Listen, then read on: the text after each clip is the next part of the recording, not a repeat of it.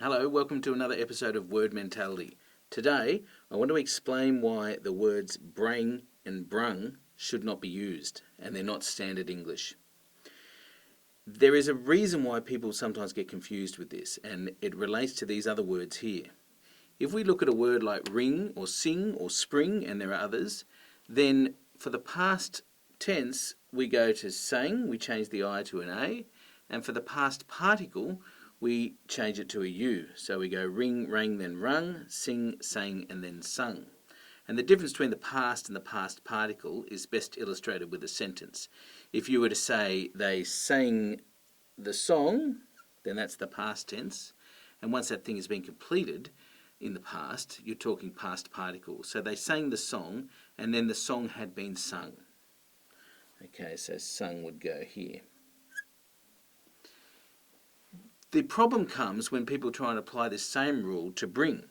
So if you applied it, then you would have brang for the past tense and brung for the past particle. So you could say something like, I brang my book to class.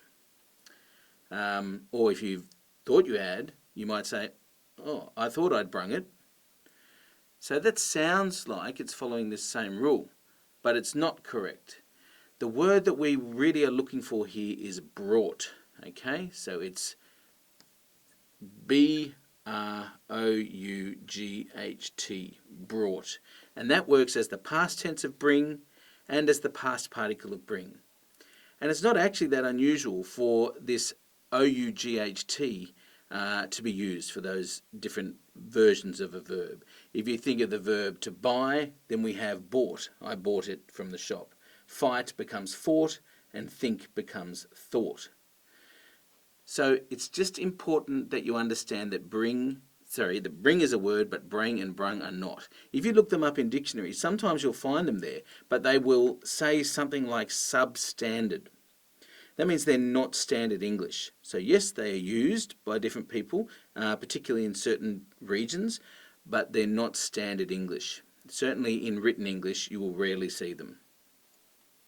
One way to remember the difference between brought and bought, while we're on the topic, is the R. So if you bring something, then the R carries over to brought, whereas if you buy something, there's no R there, so then you're looking for bought. That's for if you ever get confused between brought and bought.